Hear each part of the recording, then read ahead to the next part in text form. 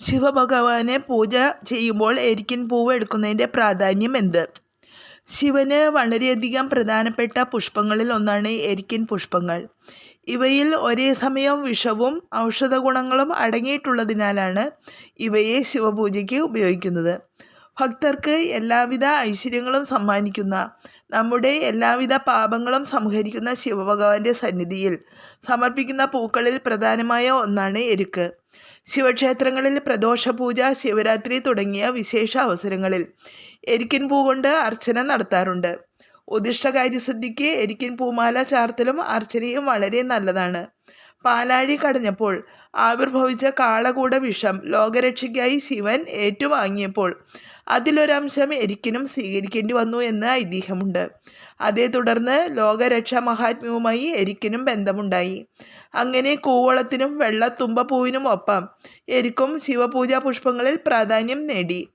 എരിക്കിന് ശിവമഹാത്മ്യം കൈവന്നത് സംബന്ധിച്ച് ശ്രീ മഹാഭാഗവതത്തിലും ശിവപുരാണത്തിലും പരാമർശിക്കുന്ന ഒരു ഐതിഹ്യമുണ്ട്.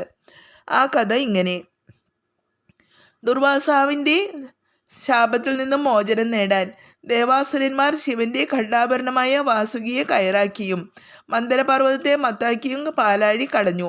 ദേവന്മാർ വാസുകിയുടെ വാൽഭാഗവും അസുരന്മാർ ശിരസും പിടിച്ചു. കടയുന്നതിൻ്റെ വേദന താങ്ങാനാകാതെ വാസുകി ഘോരമായ കാളകൂടം വമിച്ചു.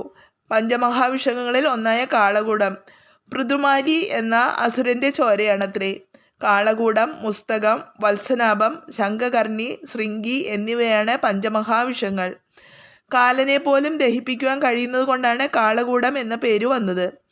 ഈ വിഷം വീണ് ഭൂമി നശിക്കാതിരിക്കാൻ ശിവൻ കൈക്കുമ്പിളിൽ വാങ്ങി പാനം ചെയ്തപ്പോൾ അതിൽ അല്പം തുളുമ്പി സമീപത്തുണ്ടായിരുന്ന എരുക്ക് എന്ന ചെടിയിൽ വീണു. അങ്ങനെ എരിക്കിന് വിഷാംശമുണ്ടായി. സ്വതവേ വെള്ള നിറമുള്ള എരിക്കിൻ പൂവിന് വിഷത്തിൻ്റെ നീല നിറം ലഭിച്ചു. ഭാഗവതത്തിൽ പാലാഴി മദനകഥയിൽ ഇത് പറയുന്നുണ്ട്. ശിവഭഗവാന്റെ കൈക്കുമ്പിളിൽ നിന്ന് തുളുമ്പി താഴെ വീണ വിഷത്തുള്ളികൾ പാമ്പ്, ചിലന്തി, തേൾ എന്നീ ജീവികൾ രുചിച്ചതിനെ തുടർന്ന് അന്നേ വരെ വിഷമില്ലാതിരുന്ന ആ ഉരകങ്ങളും അവയുടെ വംശവും വിഷജന്തുക്കളായി മാറിയെന്നും ഐതിഹ്യമുണ്ട്. സിദ്ധവൈദ്യത്തിൽ എരിക്കിന് അപാരമായ ഔഷധ ഗുണമുണ്ട്. എരിക്കിൻ പൂവിലെ വിഷാംശം നീക്കം ചെയ്ത് മാറാരോഗങ്ങൾക്കുള്ള സിദ്ധൌഷധമായി ഉപയോഗിക്കുന്നു. ആയുർവേദത്തിൽ ഔഷധമായി എരിക്ക് ഉപയോഗിക്കുന്നു. എരിക്കിൻ്റെ തടി, വേര്, ഇല എന്നിവ വിശേഷപ്പെട്ടവയാണ്. വിഷാംശം നീക്കിയാണ് ഔഷധമായി ഉപയോഗിക്കുന്നത്.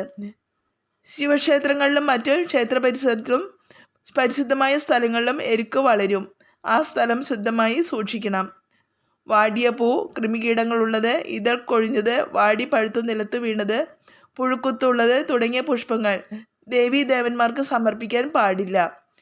ഇറുക്കുമ്പോൾ നിലത്തു വീഴുന്ന പൂക്കളും ദേവനുള്ളതല്ല, അത് അസുരനുള്ളത്, അതിനാൽ എടുക്കരുത്. മണപ്പിച്ച പൂക്കൾ ഭഗവാനും ഭഗവതിക്കും സമർപ്പിക്കരുത്.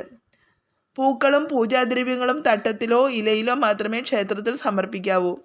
കടലാസിൽ പൊതിഞ്ഞ് സമർപ്പിക്കരുത്. കുട്ടികളെ എരിക്കിൻ പുഷ്പങ്ങൾ തൊടുവിക്കാനേ പാടുള്ളതല്ല.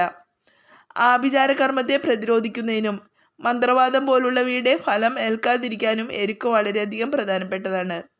ഏതെങ്കിലും തരത്തിൽ ആരെങ്കിലും ആഭിചാര പ്രയോഗം നടത്തിയിട്ടുണ്ടെങ്കിൽ അതിനെ പ്രതിരോധിക്കുന്നതിന് വെളുത്ത എരിക്കിൻ പുഷ്പങ്ങൾക്ക് ശക്തിയുണ്ട് എന്നാണ് പറയുന്നത്. ഇതിലൂടെ ജീവിതത്തിൽ നിങ്ങൾക്ക് പോസിറ്റീവ് ഊർജ്ജവും വന്നു ചേരുന്നു എന്നാണ് വിശ്വാസം. അപകടങ്ങൾ കൂടപ്പിറപ്പായിട്ടുള്ളവർ ഒരു കഷ്ണം എരിക്കിൻ്റെ വേര് കയ്യിൽ കരുതുന്നത് നല്ലതാണ്. ഇത് എല്ലാ അപകടങ്ങളിൽ നിന്നും കാത്തുരക്ഷിക്കും. ഓം നമോ അഗ്നിരൂപായ ഹ്രീം നമഃ എന്ന മന്ത്രം ചൊല്ലി ഈ വേര് യാത്ര പോകുമ്പോൾ അരികെയോ ദേഹത്തോ സൂക്ഷിക്കുക. അപകടങ്ങൾ ഒഴിഞ്ഞു പോകുമെന്നാണ് വിശ്വാസം.